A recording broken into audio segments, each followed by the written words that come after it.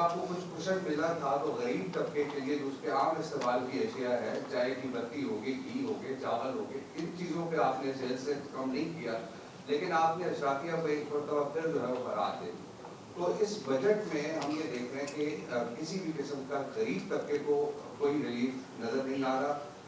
آپ نے 10% بڑھائی جو کم سے کم اجرت ہے، تو مجھے یہ بتائیں کہ 41,700 روپے ہو گئی، تو 41,700 روپے میں آج کسی کا گھر چل سکتا ہے؟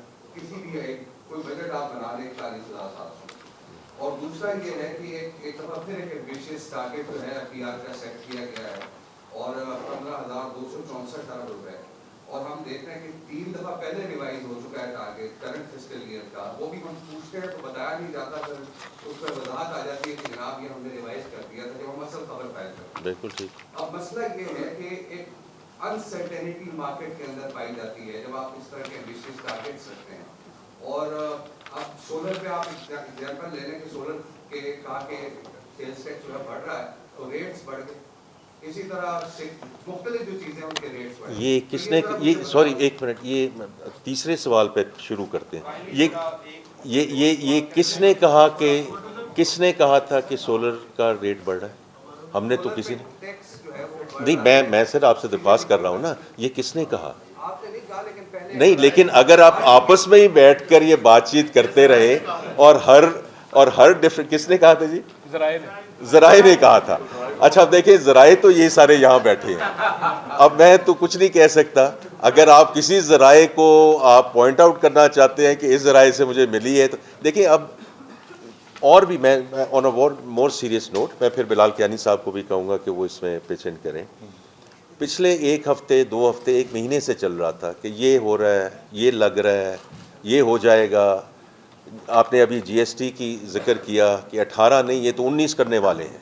دیکھیں یہ تو اب اس کا تو میں کچھ نہیں کر سکتا، ہم نے جو پیش کیا ہے وہ کل بجٹ میں پیش کیا ہے، تو اس لیے اب یہ کہنا کہ جی اس کی وجہ سے یہ ہو گیا، وہ تو پھر جو people who are trying to do arbitrage acts, تو میری تو آپ سے سب سے بڑی سبمیشن ہوگی کہ آپ کو ان سب ذرائع کے پاس واپس جانا چاہیے، سب کے پاس واپس جانا چاہیے، تاکہ پتہ چلے کہ یہ کس نے یہ جو ہے آپ کہہ رہے ہیں کہ جی اتنے ریٹ بڑھ گئے ایٹسیٹرا، آپ اس کی اکاؤنٹیبلٹی کریں، ان کی اکاؤنٹیبلٹی کریں، آپ ان کی اکاؤنٹیبلٹی کریں۔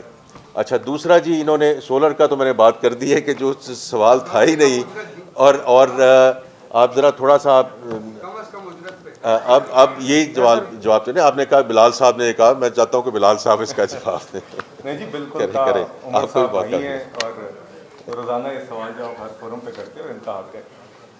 عمر صاحب بات یہ تنخواہ دار طبقے کی ہم بات پہ بالکل کھڑے ہیں، اور میں آپ کو مثال دے دیتا ہوں۔ آپ نے کہا کہ چھوٹی تنخواہ والے تنخواہ دار طبقے پہ کوئی کمی آپ کو نظر نہیں آئی، تو میں 2 چیزیں آپ کی خدمت میں پیش کرتا ہوں۔ ایک تو آپ جانتے ہیں کہ سال کی جس کی بھی پہلی 6 لاکھ کی جو تنخواہ ہوتی ہے، 6 لاکھ جو بھی کما رہا ہے پورے سال کا، اور کچھ ہمارے بھائی ایسے ہیں، بہن بھائی ہیں جو کماتے ہیں، اس کے اوپر تو ٹیکس ہے ہی نہیں، اگلے 6 نہیں، اس پہ 0 ہے، ٹھیک ہے، 6 سے 12 کے اوپر 1% ہے، وہ بھی ہم نے پچھلے سال جب ہمیں اس وقت اور بھی محدود اسپیس تھی تو ہم نے اس 5% کو 1% کیا تھا، جب ہمارے پاس بہت محدود اسپیس تھی۔ اسی طرح جس کی تنخواہ 12 لاکھ سے 22 لاکھ تک کی تھی، اس کا ہم نے ریٹ پچھلے سال 15% سے 11% کم کیا تھا۔ ہم نے پچھلے سال جب اس سے بہت ہی زیادہ لمیٹڈ اسپیس تھی تو ہم نے پہلی ترجیح ان سلیبس کو دی تھی۔ تو اس کے اندر اب آپ دیکھ لیجئے کہ 1 لاکھ ماہانہ تنخواہ کمانے والے کا کل ٹیکس مہینے کا 500 روپے ہے، 2 لاکھ کمانے والے کا کل ٹیکس 13,500 روپے ہے۔ یہ اس کی انہی ریڈکشنز کے نتیجے میں ہے جو پچھلے سال ہم کر چکے ہیں۔ اب اس سال جو ہم نے ابھی ٹیکس ریڈکشنز کی ہیں، جو آپ نے دیکھا ہے دیگر سلیبوں میں ہیں، 22 ملین سے 32 ملین والے میں 3% کم کیا، 22 لاکھ سے 32 لاکھ تک والے میں ہم نے 3% کم کیا، 32 لاکھ سے 41 لاکھ والے سلیب میں ہم نے 5% کم کیا، 41 سے 56 والے میں ہم نے 6% ریٹ کم کیا، 56 لاکھ سے 70 لاکھ والے میں 3% ریٹ کم کیا، سپر ٹیکس ہم نے کم کیا۔ یہ وہ طبقات ہیں جن کو پچھلے سال ریلیف نہیں ملا۔ تو اس سال اور پچھلے سال میں چاہے کوئی شخص 1 یا 1.5 یا 2 لاکھ والا تھا، یا کسی کی 12-13 لاکھ ہے، ان سب پہ ہم جان سمجھتے تھے بوجھ زیادہ ہے، اور ہم نے پچھلے 2 سالوں میں یہ مکمل طور پہ بوجھ ہم نے کم کیا ہے۔ دوسری آپ نے بات کی کمزور طبقات، دیکھیں پچھلے سال میرے خیال سے جی ہمارا بیسٹ کا بجٹ تھا 716 ارب روپے موجودہ سال پہ رفت میں، اس سال ہم اس کو 838 ارب روپے پہ لے کے جا رہے ہیں. ایک طرف 17%, 17%. 17% اضافہ. ایک طرف آپ کا ترقیاتی بجٹ ہے جو کل پورے کا پورا 1000 ارب روپے کا, اور ایک طرف 838 ارب روپے ہیں انہی محدود وسائل میں جو 1 کروڑ سے زائد پروون آپ کے کمزور طبقات پر جاتے ہیں, خاندانوں کو جاتے ہیں, اور وہ بھی خواتین کے ذریعے. تو دیکھیے حکومت اس کے اندر جو ممکن ہے وہ حکومت کر رہی ہے, اور یہ جو اپنا گھر اسکیم ہے جس کا ذکر وزیر خزانہ نے کیا, یہ ان لوگوں کے لیے ہے, اور عطا تارڑ صاحب نے کیا, یہ انہی لوگوں کے لیے ہے جو آج پلاٹ خریدنا یا گھر بنانا افورڈ نہیں کر سکتے.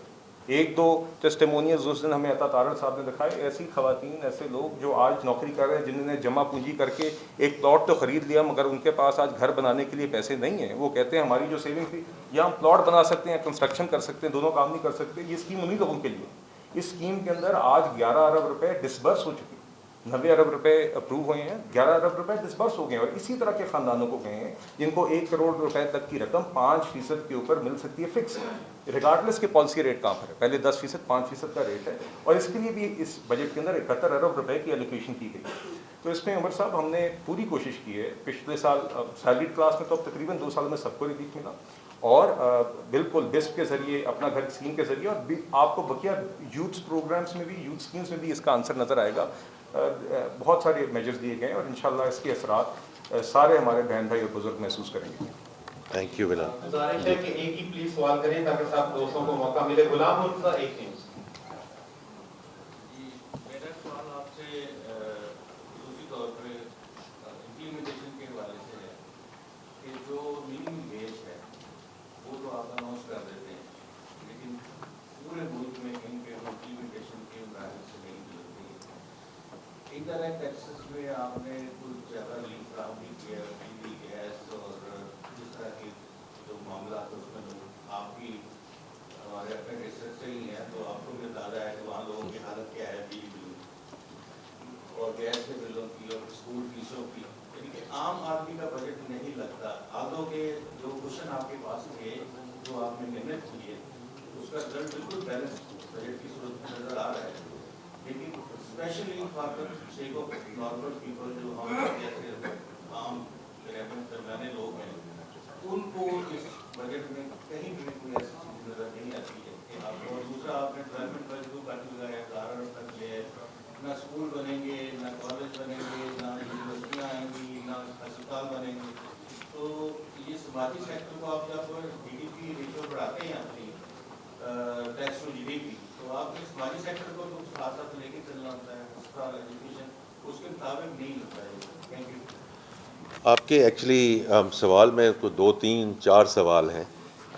ایک کا تو دیکھیں ابھی بلال کیانی صاحب نے بڑا اس کا مفصل جواب دیا ہے آلریڈی, کہ اس کو جس طرح میں ایکسپورٹس کی بات کر رہا تھا کہ صرف یہ ٹیکسیشن کا معاملہ نہیں ہے, فائنینسنگ کا معاملہ نہیں ہے, ٹیرف کا معاملہ نہیں, پورا پیکج کو آپ دیکھیں تو ہر جگہ ویدر اس آر لوسٹ رنگ یا لوور مڈل کلاس کے لیے کیا ہو رہا ہے. کیونکہ یہ دیکھیں جب آپ نے یہ گھروں کی بھی بات کی ہے, اپنا گھر کی بات کی ہے, بڑے شہروں میں مجھے سمجھ آتی ہے کہ 1 کروڑ روپیہ شاید کم مالیت کے گھروں میں ہو, پر جہاں ماشاء ہم بات کر رہے ہیں جس ضلع کی, up to 10 million it's a very decent amount, اور 5% فار دا نیکسٹ 10 ایئرس.